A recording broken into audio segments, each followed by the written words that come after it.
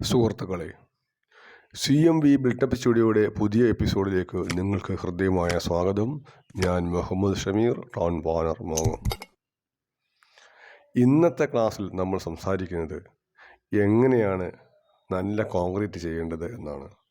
നമ്മൾ ഒരുപാട് ആളുകൾ കോൺക്രീറ്റ് കൊണ്ട് മാത്രം വീടും ബിൽഡിങ്ങും മറ്റും ഉണ്ടാക്കുന്നവരാണ്. പലപ്പോഴും ഉണ്ടാക്കിയ വീടിന് ലീക്ക്, കനിച്ചിൽ, പൊട്ടൽ, വിള്ളൽ, അങ്ങനെ ഒരുപാട് രോഗങ്ങൾ ഉണ്ടാകുന്നുണ്ട്. ഇത്തരം രോഗങ്ങളൊക്കെ ഇല്ലാതാക്കിക്കൊണ്ട് എങ്ങനെ കോൺക്രീറ്റ് ചെയ്യാൻ കഴിയും, ആ കോൺക്രീറ്റിനകത്ത് എന്തൊക്കെ സിമെൻറ്റിൻ്റെ എങ്ങനെ ഉപയോഗിക്കണം, മിറ്റിൽ എങ്ങനെ ഉപയോഗിക്കണം, മണൽ എങ്ങനെ ഉപയോഗിക്കണം, അതിൽ വാട്ടർ സിമെൻറ്റ് റേഷ്യോ എങ്ങനെയായിരിക്കണം, അതേപോലെ കോൺക്രീറ്റിൻ്റെ ഗൈഡ് എങ്ങനെയായിരിക്കണം എന്ന് തുടങ്ങി അത്യാവശ്യം വേണ്ട കോൺക്രീറ്റിനെ കുറിച്ച് അറിഞ്ഞിരിക്കേണ്ട ലളിതമായ കാര്യങ്ങൾ എഞ്ചിനീയർമാർക്കും അതേപോലെ സാധാരണക്കാർക്കും രണ്ട് കൂട്ടർക്കും ഉപകരിക്കുന്ന രൂപത്തിലുള്ള ചെറിയ ഒരു വിവരണം മാത്രമാണ് നമ്മുടെ ക്ലാസ്സിൽ നമ്മൾ ഇന്ന് നൽകുന്നത്. ഏതായാലും ഈ ക്ലാസ് കേൾക്കുന്ന ഒരാൾക്ക്, ഒരു സാധാരണക്കാരനാണെങ്കിലും ഒരു എഞ്ചിനീയർക്കാണെങ്കിലും, കോൺക്രീറ്റ് ചെയ്യുമ്പോൾ ലീക്ക് ഇല്ലാതെ, പരാതികളില്ലാതെ ഉണ്ടാക്കാൻ കഴിയുമെന്നാണ് നമ്മുടെ പ്രത്യാശ. അല്ലാഹു നമ്മൾക്ക് എളുപ്പത്തിലാക്കി തരട്ടെ. കോൺക്രീറ്റ് പല ഗ്രേഡുകളായിട്ടാണ് തിരിച്ചിട്ടുള്ളത്. M5 മുതൽ M75 വരെ കോൺക്രീറ്റിൻ്റെ ഗ്രേഡുകൾ ഉണ്ട്. അതിന് പറയുന്ന ഗ്രേഡ് കോൺക്രീറ്റ്. ഈ ഗ്രേഡിൽ വരാത്ത കോൺക്രീറ്റുകൾ ഒരുപാടുണ്ട്. അത്തരം കോൺക്രീറ്റാണ് നമ്മുടെ നാട്ടിൽ സാധാരണ നമ്മൾ ചെയ്യാറുള്ളത്. അത് ഒരു ഗ്രേഡിൽ പെട്ട കോൺക്രീറ്റ് അല്ല. സർക്കാരിൻ്റെ കണക്കിലോ വേറെ ഒരു കണക്കിലോ ലോകത്തെവിടെയും ഇല്ലാത്ത, നമ്മുടെ നാട്ടിൽ മാത്രം ചില ആളുകൾ ഉണ്ടാക്കിയ ഒരു കോൺക്രീറ്റിൻ്റെ സാധനമാണ് നമ്മുടെ നാട്ടിൽ നടക്കാറുള്ളത്. അതാണ് 1:2, 2:3.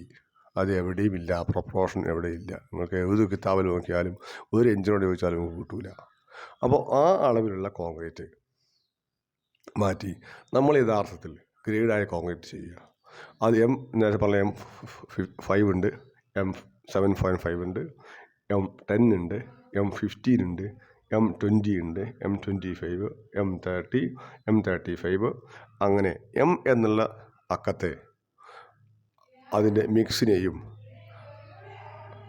25 അല്ലെങ്കിൽ 5 ഏതാണോ സംഖ്യ അടുത്ത് വരുന്നത് ആ സംഖ്യ അതിൻ്റെ കംപ്രസീവ് സ്ട്രെങ്ത്തിനെയും ആണ് സൂചിപ്പിക്കുന്നത്. ഏതായാലും ഇതിനെക്കുറിച്ച് വിശദമായൊരു ക്ലാസ് നമുക്ക് ഇൻഷാ അല്ലാഹ് നമ്മളെ വീഡിയോയിൽ പിന്നീട് ഉണ്ടാകും ഇൻഷാ അല്ലാഹ്. അപ്പോൾ അതുപോലെ വാട്ടർ സിമെൻറ്റ് റേഷ്യോയെക്കുറിച്ചും നമ്മൾ ഒരു വിശദമായ ക്ലാസ് എടുക്കണം എന്ന് വിചാരിക്കുന്നുണ്ട്. അപ്പോൾ ഇതൊക്കെ നമ്മൾ വളരെ സിമ്പിളായിട്ടാണ് ഈ ക്ലാസ്സിൽ പറയുന്നത്. പക്ഷേ മറിച്ച് ഇതൊക്കെ ഒരു വലിയൊരു പാഠം തന്നെയാണ്. പക്ഷേ അതിന് നമുക്ക് വിശദമായിട്ട് വേറൊരു വീഡിയോ നമുക്ക് ചെയ്യണം. അപ്പോഴേ ഇതെല്ലാം ഉൾക്കൊള്ളിക്കാൻ കഴിയുകയുള്ളൂ എന്ന് പ്രത്യേകം അറിയിക്കുന്നു. അപ്പോൾ ഏതായാലും നമ്മുടെ നാട്ടിൽ സാധാരണ ആളുകൾ ചെയ്യുന്നത് M5 എന്ന് പറഞ്ഞാൽ 1:5:10 ആണ്. M75 എന്ന് പറഞ്ഞാൽ 1:4:8 ആണ്. M10 എന്ന് പറഞ്ഞാൽ 1:3:6 ആണ്. M15 എന്ന് പറഞ്ഞാൽ 1:2:4 ആണ്. M20 എന്ന് പറഞ്ഞാൽ 1:1.5:3 ആണ്. പിന്നെയുണ്ട് M25, അത് 1:1:2 ആണ്. അപ്പോൾ ഇതിൽ നിന്നൊക്കെ നമുക്ക് മനസ്സിലാകുന്നത് കോൺക്രീറ്റിന് ആവശ്യമായ മിറ്റിൽ നിർണ്ണയിക്കുന്നത് അതിൻ്റെ മണലിൻ്റെ അടിസ്ഥാനത്തിലാണ് എന്നാണ്. ആ മണലിൻ്റെ തൊട്ടി ഇരട്ടി വേണം മിറ്റിൽ ഉണ്ടായിരിക്കണം. മണലിൻ്റെ തൊട്ടി ഇരട്ടി മിറ്റിലില്ല എന്നുണ്ടെങ്കിൽ എന്തുണ്ടാവില്ല, ഒരിക്കലും കോൺക്രീറ്റ് ഉറപ്പുണ്ടാവുകയില്ല. എത്ര കണ്ട് മിറ്റിൽ കുറയുന്നോ അത്ര കണ്ട് ഉറപ്പ് കുറയും, ഗ്യാപ്പുകൾ കൂടും, കനിച്ചിലുണ്ടാകും. അപ്പോൾ അതുകൊണ്ട് കോൺക്രീറ്റ് ചെയ്യുന്ന സമയത്ത് കൃത്യമായും അതിൻ്റെ ഗ്രേഡിൻ്റെ മിറ്റൽ, സിമെൻറ്റ്, മണൽ അത് കൃത്യമായിരിക്കണം. അതൊരിക്കലും കുറക്കാൻ പാടില്ല. ഈ നമ്മുടെ നാട്ടിൽ മിറ്റൽ കുറച്ച് ഉപയോഗിക്കും. അതിന് കാരണം ലെവൽ ചെയ്യാൻ എളുപ്പമാണ്, പലക പൊളിക്കുമ്പോൾ കാണാൻ വൃത്തിയുണ്ടാകും. ഈ 2 കാരണമാണ്. അപ്പോൾ ഈ 2 കാരണം ഉദ്ദേശത്തിൽ ഇത് ചെയ്ത് വെച്ച് പോകുമ്പോൾ, പണി കഴിഞ്ഞ് പോകുമ്പോൾ എന്തുണ്ടാവും, കാണാൻ നല്ല മട്ടം ഉണ്ടാകും. പക്ഷേങ്കിൽ ഒരു 1-2 കൊല്ലം, ചിലപ്പോൾ ആ കൊല്ലം തന്നെ ആ വീടിന് കനിച്ചിലും ലീക്കും വരും. അപ്പോൾ അത് ഒഴിവാക്കാൻ മിറ്റിലിൻ്റെ അളവ് എപ്പോഴും കൃത്യമായി പാലിക്കണം. അപ്പോൾ ഒരു കാരണമായി. രണ്ടാമത്തേത്, സാധാരണ നമ്മൾ മിറ്റിൽ ഉപയോഗിക്കേണ്ടത് 20 mm മിറ്റിലാണ് സാധാരണ നമ്മൾ വീടിൻ്റെ സ്ലാബുകൾക്ക് ഉപയോഗിക്കേണ്ടത്. ആ 20 mm മിറ്റിലിന് നമ്മൾ കൃത്യമായി 20 mm മിറ്റിൽ ആയിരിക്കും ഉപയോഗിക്കേണ്ടത്. പലപ്പോഴും നമ്മുടെ ക്രഷർ കമ്പനിക്കാരുടെ നെറ്റിന് ഓട്ട പിടിച്ച് വലുതായിട്ട് മിറ്റലിൻ്റെ അളവൊക്കെ ചിലപ്പോൾ 1.5 ഇഞ്ച് മിറ്റിൽ വരെ 20 mm സാധനത്തേക്ക് വരും. അപ്പോൾ അതുകൊണ്ട് ആ സാധനം ഒഴിവാക്കി കൃത്യമായ മെറ്റീരിയലായിരിക്കണം ഉപയോഗിക്കേണ്ടത്. അതുപോലെ സാൻഡ്, റിവർ സാൻഡാണ് ഏറ്റവും ഉത്തമം. നമ്മുടെ ഇന്നത്തെ കാലത്ത് റിവർ സാൻഡ് ലഭ്യമല്ലാത്തത് കൊണ്ടാണ് സാധാരണ നമ്മൾ എം സാൻഡാണ് ഉപയോഗിക്കാറ്.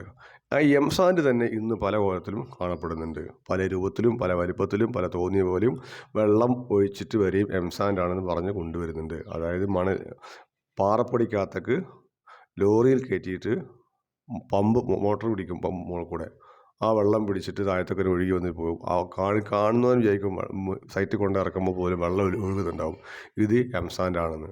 ഒരിക്കലും അത് എം സാൻഡല്ല, അത് പാറപ്പൊടി വെള്ളം ഒഴിച്ചാണ്. ആ പാറപ്പൊടിയിൽ വെള്ളം ഒഴിച്ചത് കൊണ്ട് നിങ്ങൾ കോൺക്രീറ്റ് ചെയ്താൽ അതിന് ലീക്ക് വരും. അപ്പോൾ അതുകൊണ്ട് കൃത്യമായ എം സാൻഡാണ് ഉണ്ടാക്കുന്നത്, അല്ലെങ്കിൽ അവർ നമ്മുടെ സപ്ലൈ ചെയ്യുന്നത് നമുക്ക് ബോധ്യമാണ്. അതിന് 4.7 mm വരെ വലുപ്പമുള്ള എം സാൻഡാണ് ഉപയോഗിക്കേണ്ടത്. അല്ലാതെ ചെറുതായാലും പ്രശ്നമാണ്, വലുതായാലും പ്രശ്നമാണ്, രണ്ടും. അപ്പോൾ ഏകദേശം കൃത്യമായ അളവിലുള്ള എം സാൻഡാണ് നമുക്ക് ആവശ്യമുള്ളത്. അല്ലാതെ പല തോന്നിയ രൂപത്തിലുള്ള എം സാൻഡ് നമുക്ക് ആവശ്യമില്ല. അങ്ങനെ വന്നാൽ നമ്മുടെ സ്ലാബിന് ലീക്കുണ്ടാവും. അടുത്ത് ശ്രദ്ധിക്കേണ്ട വേറെ വിഷയം, കൃത്യമായ കവറിങ് വെക്കണം. അപ്പോൾ ഈ കവറിങ് എന്ന് പറഞ്ഞാൽ പല രൂപത്തിലുള്ള കവറിങ്ങുകളുണ്ട്. പല ആവശ്യത്തിനും പല കവറിങ്ങാണ് നമ്മൾ ഉപയോഗപ്പെടുത്തുക. അപ്പോൾ ഏതായാലും ഈ കവറിങ് കുറിച്ച് നമുക്ക് ക്ലാസ് ഇൻഷാ അല്ലാഹ് ഒരു വിശദമായ ക്ലാസ് വേറെ എടുക്കാം. ഏതായാലും സിമ്പിളായ വിഷയത്തിൽ നമുക്ക് ആവശ്യമുള്ളത് ഇപ്പോൾ പറയാം. സാധാരണ മെയിൻ സ്ലാബിന്, ഫ്ലാറ്റ് സ്ലാബിന് 20 mm കവറിങ് ആണ് ആവശ്യമുള്ളത്. ബീമുകൾക്ക് 25 mm ആണ് ആവശ്യമുള്ളത്. കോളത്തിന് 40 mm ആണ് ആവശ്യമുള്ളത്. അതുപോലെ സ്റ്റെയറിന് 15 mm ആണ് അതിൻ്റെ കൃത്യമായ കവറിങ് ആവശ്യമുള്ളത്. ആ കവറിങ് കുറഞ്ഞാൽ എന്ത് ചെയ്യും? അന്തരീക്ഷത്തിൽ നിന്ന് ഈർപ്പം വലിച്ചെടുത്ത് ഈർപ്പം വലിച്ചെടുത്തിട്ട് കമ്പി പൊട്ടിക്കയറും. അങ്ങനെ കമ്പി ഈർപ്പം വലിച്ചെടുത്ത് തുരുമ്പ് പിടിച്ച് പൊട്ടലുണ്ടാവും, വിള്ളലുണ്ടാവും. അത് ഒഴിവാക്കാനാണ് നമ്മൾ എന്ത് ചെയ്യുന്നത്? കവറിങ് വെക്കുന്നത്. അപ്പോൾ അതിൻ്റെ അളവ് കൂടുന്നതനുസരിച്ച് മെയിൻ സ്ലാബിലാണ് നമ്മൾ ഇതിൻ്റെ അളവ് കൂട്ടിയാൽ അതിന് ക്രാക്ക് ഉണ്ടാവും.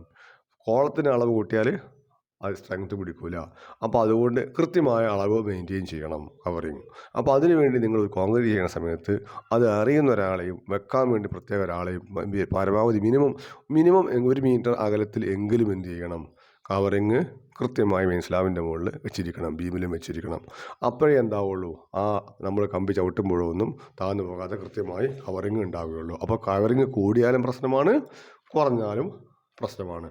അപ്പോൾ ഇതിനെക്കുറിച്ചൊക്കെ ഇതൊക്കെ വലിയൊരു വിഷയം തന്നെയാണ്. അപ്പോൾ ഞാനതിന് എന്ത് ചെയ്യാണ്, നിങ്ങൾക്ക് ചുരുക്കി മനസ്സിലാവുന്ന രൂപത്തിൽ പറഞ്ഞു തരികയാണ്. ഒരു പ്രാഥമിക ഒരു അവബോധം ഉണ്ടാക്കുക എന്ന് മാത്രമാണ്. ഏതായാലും ഇത്തരം വിഷയത്തെക്കുറിച്ചൊക്കെ 456 അല്ലെ 456 2000 എന്ന IS കോഡിലാണ് ഈ വിഷയങ്ങളൊക്കെ ഉൾക്കൊള്ളിച്ചിരിക്കുന്നത്. അപ്പോൾ RCCയെക്കുറിച്ചും അതിൻ്റെ സ്റ്റീൽ സ്ട്രക്ചറിനെ കുറിച്ചൊക്കെ ഉള്ള എല്ലാ വിവരങ്ങളും ഇന്ത്യൻ സ്റ്റാൻഡേർഡിൽ അറിയപ്പെടുന്നത് അങ്ങനെയാണ്. നമ്മൾ നേരത്തെ പറഞ്ഞില്ലേ, M എന്ന അക്ഷരം അതിൻ്റെ മിക്സിനെ സൂചിപ്പിക്കുന്നു എന്ന് പറഞ്ഞതുപോലെ ആ സ്ഥാനത്ത് നമ്മൾ ഇന്ത്യയിലാണ് ആ M20 എന്ന് പറയുന്നത്. ആ സ്ഥാനത്ത് ബ്രിട്ടീഷുകാർ അവിടെ C ആണ് ഉപയോഗിക്കുക അതിന് പകരം. അതേപോലെ കോൺക്രീറ്റ് സ്ട്രെങ്ത് ക്ലാസ് എന്നാണ് അവർ അത് ഉപയോഗിക്കുന്നത്. നമ്മളിവിടെ മിക്സ് എന്ന് ഉപയോഗിക്കുമ്പോൾ അവർ C10, C15, C20 അങ്ങനെയുള്ള സംഖ്യമാണ് ഉപയോഗിക്കുക. അപ്പോൾ ഏതായാലും നമ്മൾ എന്തായാലും 3 വിഷയം നമ്മൾ ശ്രദ്ധിച്ചു. അത് പിന്നെ അടുത്തത് നമുക്ക് വേണ്ടത്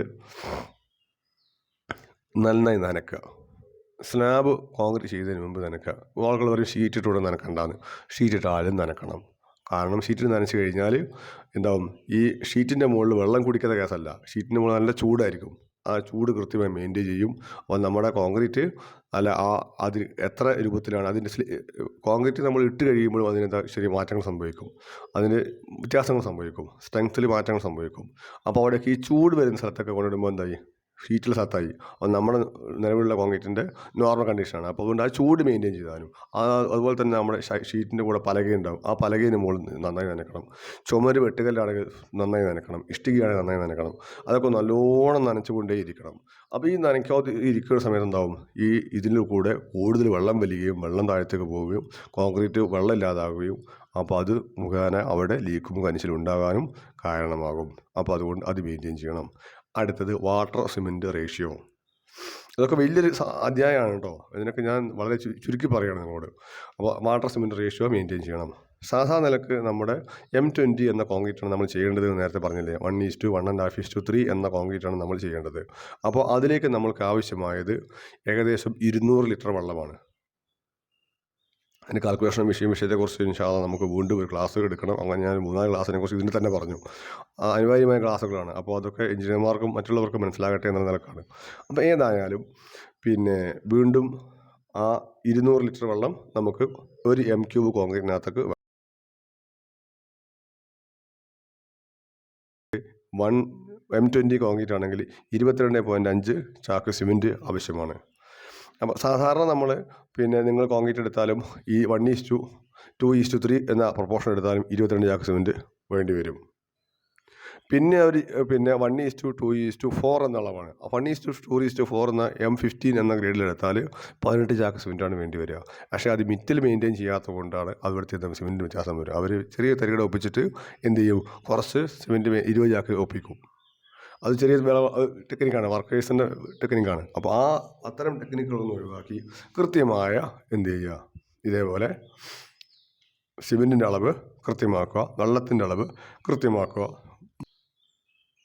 അതേപോലെ സിമെൻറ്റ് നമ്മൾ തിരഞ്ഞെടുക്കുമ്പോൾ OPC, PPC, സ്ലാഗ് അങ്ങനെ 3 തരത്തിലാണ് നമ്മുടെ നാട്ടിൽ സാധാരണ RCCക്ക് വേണ്ടി ഉപയോഗിക്കാറുള്ളത്. അപ്പോൾ മറ്റ് ഒരുപാട് സിമെൻറ്റുകളുണ്ട്, ഒരുപാട് കോൺക്രീറ്റുകളുണ്ട്. അപ്പോൾ ഇതൊക്കെ നമുക്ക് വീണ്ടും പറയാം. അപ്പോൾ ഏതായാലും OPC സിമെൻറ്റ് വേനൽക്കാലത്തും PPC മഴക്കാലത്തും ഉപയോഗിക്കുക. OPC എന്ന് പറഞ്ഞാൽ ഓർഡിനറി പോർട്ട്ലാൻഡ് സിമെൻറ്റ്, PPC എന്ന് പറഞ്ഞാൽ പോർട്ട്ലാൻഡ് പോളോസോണ സിമെൻറ്റ്. ഇതിനെക്കുറിച്ച് വിശദമായ ഒരു വീഡിയോ നമ്മൾ വേറെ ക്ലാസ് ചെയ്തിട്ടുണ്ട്. അത് കേട്ടാൽ കൂടുതലായിട്ട് നിങ്ങൾക്ക് മനസ്സിലാവും. വേറൊന്നാണ്, കോൺക്രീറ്റ് കഴിഞ്ഞതിന് ശേഷം നമ്മൾ എന്ത് ചെയ്യുക, ചെറിയൊരു ഇടിമുട്ടി ഉണ്ടാക്കുക. ചെറിയ ഇടിമുട്ടി എന്ന് പറഞ്ഞാൽ ഒരു 2 ഫൂട്ട് നീളമുള്ള റണ്ണറിൻ്റെ കഷ്ണത്തിൻ്റെ മുകളിൽ ഒരു പട്ടിക വെച്ച് 2 ഭാഗത്തും ആണിയടിച്ച് ചെറുതായി ഇടിക്കാൻ പറ്റുന്ന ഒരു ഇടിമുട്ടി. ആ ഇടിമുട്ടി കൊണ്ട് നമ്മൾ എന്ത് ചെയ്യുക, കോൺക്രീറ്റ് ചെയ്ത് കഴിഞ്ഞ് വെള്ളം ഇങ്ങനെ വലിഞ്ഞു വരും, മുകളിൽ വെള്ളം മെല്ലെ വലിഞ്ഞിങ്ങനെ വരും. ആ വലിഞ്ഞു വരുന്ന സമയത്ത് എന്ത് ചെയ്യുക, മെല്ലെ ഇങ്ങനെ ഇടിച്ചിടിച്ച് കൊടുക്കുക, മെല്ലെ ഇടിച്ചു കൊടുക്കുക. അപ്പോൾ എന്താ, അതിനുള്ളിൽ എയർ ബബിൾസ് ഇങ്ങനെ പുറത്തൊക്കെ വരും, ചെറുതായിട്ട് വരും. അങ്ങനെ എയർ ബബിൾസ് പുറത്തൊക്കെ വന്നു കഴിയുമ്പോൾ ഈ കോൺക്രീറ്റിൻ്റെ സ്ട്രെങ്ത്ത് 5% വർദ്ധിക്കും, കനിച്ചിൽ തീരെ ഉണ്ടാവുകയില്ല. നമ്മൾ പറയാൻ മറന്ന വേറെ വിഷയം അതിനകത്ത്, അതുപോലെ വൈബ്രേഷൻ. കോൺക്രീറ്റ് കൃത്യമായി വൈബ്രേഷൻ ചെയ്യുക. വൈബ്രേഷൻ കൂടിയാലും എന്താണ്, വെള്ളം ധാരാളം പോകും, സ്ലാഗിങ് എന്ന് പറയും അതിന്. അപ്പോൾ അതിന് ധാരാളം പോകും. അപ്പോൾ അത് പാടില്ല. മീഡിയമായ വൈബ്രേഷനാണ് ആവശ്യമുള്ളത്. ആ മീഡിയമായ വൈബ്രേഷൻ സാധാരണ ഇന്നത്തെ നിലക്ക് നമുക്ക് ഉപയോഗിക്കാൻ നല്ലത് സാധാ ചൈനക്കാരുടെ മെഷീൻ ഉണ്ടല്ലോ, വൈബ്രേഷൻ ഇലക്ട്രിക് മെഷീൻ. അതാണ് കറക്റ്റായ അതിൻ്റെ സ്ട്രെങ്ത്ത് ഉപയോഗിക്കണം. നമുക്ക് അധികമാവില്ല. ആ സ്ഥാനത്ത് നമ്മൾ ഇപ്പോൾ നമ്മുടെ നാട്ടിൽ കാണുന്ന വലിയ മെഷീൻ ഉണ്ടല്ലോ, ഡീസലിൻ്റെയും അല്ലെങ്കിൽ പെട്രോളിൻ്റെയൊക്കെ ആ മെഷീന് എന്താണ്, അതിൻ്റെ ആവശ്യമായ RPM-നേക്കാളും കൂടുതലാണ് അതിൽ വരുന്നത്, നമുക്ക് ആവശ്യമുള്ളതിനേക്കാളും. അത് മാസ് കോൺക്രീറ്റുകൾക്കാണ് ഉപയോഗിക്കേണ്ടത്. മറിച്ച് നമ്മുടെ സ്ലാബ് കോൺക്രീറ്റുകൾക്ക് അത് ഉത്തമമല്ല. അപ്പോൾ അതൊക്കെ വേറെ വലിയ വിഷയമാണ്, അതൊക്കെ പിന്നീട് സംസാരിക്കാം. അപ്പോൾ അത്തരം സംഭവങ്ങളൊക്കെ എന്ത് ചെയ്യുക, അപ്പോൾ നിങ്ങൾക്ക് മനസ്സിലാകാൻ വേണ്ടിയാണ് ഞാൻ ഇപ്പോൾ എന്ത് ചെയ്തത് ഇങ്ങനെ പറഞ്ഞു തരുന്നത്. അപ്പോൾ അത്തരത്തിലുള്ള കോൺക്രീറ്റിൻ്റെ വൈബ്രേഷൻ മെഷീനാണ് ഉപയോഗിക്കേണ്ടത്. പിന്നെ ഇതിനൊക്കെ ശേഷം അപ്പോൾ ഇത്രയും ചെറിയ ഘടകങ്ങൾ, കുറഞ്ഞ വിഷയമുള്ളൂ, ശ്രദ്ധിച്ചാൽ സിമ്പിളായിട്ട് എന്ത് ചെയ്യാം, നമ്മുടെ സ്ലാബിൽ ലീക്ക് കൃത്യമായി കുറക്കാൻ പറ്റും. അതുപോലെ വേറെ ജോയിൻറ്റ് ഉണ്ടാവും. നമ്മളിപ്പോൾ കോൺക്രീറ്റ് ഇങ്ങനെ ഇട്ട് വരുമ്പോൾ ഒരു ലെയറായിട്ട് നമ്മൾ കോൺക്രീറ്റ് ഇട്ട് വരിക. ഈ കോൺക്രീറ്റ് ഇട്ട് വരുമ്പോൾ അവിടെ ഒരു ലെയർ പോലെ ഇങ്ങനെ വരും. ഓരോ ലെയറായിട്ടുണ്ട്, 1.5 മീറ്ററോ 1 മീറ്ററോ അങ്ങനെയൊക്കെ ലെയറായിട്ടുണ്ട്. അപ്പോൾ ആ ലെയർ നമ്മൾ ജോയിൻറ്റ് വരും. ഒരിക്കലും അവിടെ കുത്തി പൊട്ടിച്ചിട്ട്, ചില ആളുകൾ എന്ത് ചെയ്യും, അവിടെ കമ്പ്യൂട്ടർ കുത്തും, എന്നിട്ട് പൊട്ടിച്ചിട്ട് അതിന് നമ്മൾ കോൺക്രീറ്റ് ചെയ്തിടും. അങ്ങനെ ഒരിക്കലും ചെയ്യാൻ പാടില്ല. അങ്ങനെ ചെയ്ത് കഴിഞ്ഞാൽ മിറ്റലിൻ്റെ ഈ വെള്ളത്തിൻ്റെ റേഷ്യോ കൂട്ടിയിടേണ്ടി വരും. അപ്പോൾ ഗ്രൗട്ട് വേറെ ഒഴിക്കേണ്ടി വരും. അപ്പോൾ അങ്ങനെ ഗ്രൗട്ട് ഒഴിച്ചിട്ട് അവിടെ ചെയ്യാൻ പാടുള്ളൂ. അല്ല, ഒന്നുകിൽ അങ്ങനെ പൊട്ടിക്കേണ്ട ആവശ്യം തോന്നുന്നുണ്ടെങ്കിൽ, ജോയിൻ്റ് ആകാത്ത അവസ്ഥയാണെങ്കിൽ. അപ്പോൾ അതുപോലെ നമ്മൾ ഞാനിപ്പോൾ ചായ കുടിക്കാൻ വേണ്ടി നിർത്തിയതിന് ശേഷം രണ്ടാമത് ആരംഭിക്കുമ്പോൾ അവിടെ കോൺക്രീറ്റ് സെറ്റായി പോയിട്ടുണ്ടാവും. അങ്ങനെയുള്ള ഭാഗങ്ങൾ ഒരിക്കലും കുത്തി പൊട്ടിക്കരുത്. അവിടെ സ്ഥലത്ത് എന്ത് ചെയ്യുക, കട്ടിയുള്ള ഗ്രൗട്ട് ഉണ്ടാക്കിയിട്ട് അവിടെ ഒഴിക്കുക, എന്നിട്ട് അതിനെ ജോയിൻറ്റ് ചെയ്യുക. അങ്ങനെ ജോയിൻറ്റ് ചെയ്ത് കോൺക്രീറ്റ് ചെയ്താൽ ഒരിക്കലും അവിടെ ലീക്ക് വരില്ല, ഒരു പ്രയാസവും സംഭവിക്കില്ല. ആ സാധനം നിങ്ങൾ ഇതുപോലെ അവിടെ കമ്പി വെച്ച് കുത്തിപ്പൊട്ടിച്ച് ആക്കി ചെയ്യുമ്പോൾ എപ്പോഴും ലീക്ക് വരും. അത് ചില ഏതോ ഒരാൾ അങ്ങനെ പറഞ്ഞു കൊടുത്തു, അങ്ങനെ ലീക്കില്ല അത് മാറ്റി പറഞ്ഞു കൊടുത്തപ്പോൾ ജനങ്ങൾ അങ്ങനെ ചെയ്തു എന്നുള്ളതല്ലാതെ അതിനൊന്നും ഒരു ശാസ്ത്രീയ അടിത്തറയോ മറ്റ് സംഭവങ്ങളോ ഇല്ലതല്ല. ഇത്തരം കോൺക്രീറ്റുകളൊക്കെ നമ്മൾ വളരെ വർഷങ്ങളായി ചെയ്തതിൻ്റെ പരിചയത്തിൻ്റെ അടിസ്ഥാനത്തിലാണ് ഇത്തരം സിസ്റ്റംസൊക്കെ നിങ്ങളോട് കൃത്യമായിട്ട് പറഞ്ഞു തരുന്നത്, അല്ലാതെ വേറെ ഒന്നും കൊണ്ടല്ല. അപ്പോൾ ഇത്തരം വിഷയങ്ങളൊക്കെ വളരെ ശ്രദ്ധിച്ചാൽ നിങ്ങൾക്കോ നിങ്ങളുടെ വീടുകൾക്കും നിങ്ങളുടെ ബിൽഡിങ്ങിനും എല്ലാത്തിനും ലീക്കും കനിച്ചിലും ഒന്നും ഇല്ലാത്ത കോൺക്രീറ്റ്, അതുപോലെ സ്ലാബ് പൊട്ടിക്കറില്ല, പ്രയാസങ്ങളുണ്ടാവില്ല, ഒന്നുമില്ലാത്ത കോൺക്രീറ്റ് ചെയ്യാൻ കഴിയും. അതുപോലെ ചില സിമൻറ്റ് കമ്പനികളുണ്ട്. ചില സിമൻറ്റ് കമ്പനികൾ ഓരോരോ കാലത്ത് ആവശ്യമായ സിമൻറ്റിൻ്റെ രീതിയാണ് നമ്മുടെ നാട്ടിലേക്ക് സപ്ലൈ ചെയ്യാറുള്ളത്. അത് എന്തിനു കാരണം വെച്ചാൽ നമ്മുടെ നാട്ടിൽ ചില മഴക്കാലവും വേനൽക്കാലവും ഒക്കെ ഉണ്ടല്ലോ. അപ്പോൾ വേറെ മാറി വരും. അപ്പോൾ മാറി വരുന്നതനുസരിച്ച് അവരെന്ത് ചെയ്യും, അവിടെ കമ്പനിയിൽ തന്നെ ആ കാലാവസ്ഥയ്ക്ക് അനുയോജ്യമായ സിമൻറ്റാണ് നമ്മുടെ നാട്ടിലുണ്ടാക്കാറ്. പലപ്പോഴും നമ്മുടെ നാട്ടിൽ വലിയ കമ്പനികൾ ഇവിടെ സിമൻറ്റ് സപ്ലൈ ചെയ്യുന്നത് അവരുടെ നാട്ടിൽ ആവശ്യമായ സിമൻറ്റാണ്. പക്ഷേ മറിച്ച് നമ്മുടെ നാട്ടിലുള്ള സിമൻ്റ് അല്ല. കാരണം പേരുള്ള കമ്പനിയാണ് ഏറ്റവും കൂടുതൽ ലോകത്തെ ഇന്ത്യയിൽ ഏറ്റവും കൂടുതൽ സെയിലുള്ള കമ്പനിയാണ്. അതൊക്കെ ശരി തന്നെ ആയിരിക്കാം. പക്ഷേ ആയതുകൊണ്ട് നമ്മുടെ നാട്ടിലെ കാലാവസ്ഥയ്ക്ക് യോജിക്കുന്ന സിമൻറ്റുകളല്ല. അപ്പോൾ അതുകൊണ്ട് കാലാവസ്ഥയ്ക്ക് യോജിക്കുന്ന സിമൻറ്റ് ഏതാണെന്ന് നിങ്ങളുടെ നാട്ടിലെ കോൺട്രാക്ടറോട് ചോദിച്ച് മനസ്സിലാക്കി അവർ നിർദ്ദേശിക്കുന്ന സിമൻറ്റുകൾ എടുക്കുകയായിരിക്കും കോൺക്രീറ്റിന് ഏറ്റവും നല്ലത്. അല്ലാതെ പേരുള്ള സിമൻറ്റും വില കൂടിയ സിമൻറ്റൊന്നും വാങ്ങി കോൺക്രീറ്റ് ചെയ്തുകൊണ്ട് പ്രത്യേക ഗുണമുണ്ടാവില്ല, കീശ കാലിയാകും എന്നുള്ളതല്ലാതെ. അപ്പോൾ നിങ്ങളുടെ കീശ കാലിയാകാതെയും കോൺക്രീറ്റിന് ലീക്കില്ലാതെയും ഇത്തരം വിഷയങ്ങൾ ശ്രദ്ധിച്ചാൽ നല്ല ഒരു ഭവനം ഉണ്ടാക്കാനും അല്ലെങ്കിൽ ബിൽഡിംഗ് ഉണ്ടാക്കാനും നിങ്ങൾക്ക് സാധിക്കും എന്നാണ് എൻ്റെ പ്രതീക്ഷ. അതുകൊണ്ട് അള്ളാഹു നമുക്കെല്ലാവർക്കും വീണ്ടും കാണാൻ തൗഫീഖ് ചെയ്യട്ടെ. നമ്മൾ വീഡിയോ നിങ്ങൾക്ക് ഇഷ്ടപ്പെട്ടാൽ ഉപകാരപ്പെട്ടാൽ സപ്പോർട്ട് ചെയ്യാൻ മറക്കരുത് എന്ന് പ്രത്യേകം അറിയിക്കുന്നു. അള്ളാഹു തൗഫീഖ് ചെയ്യട്ടെ.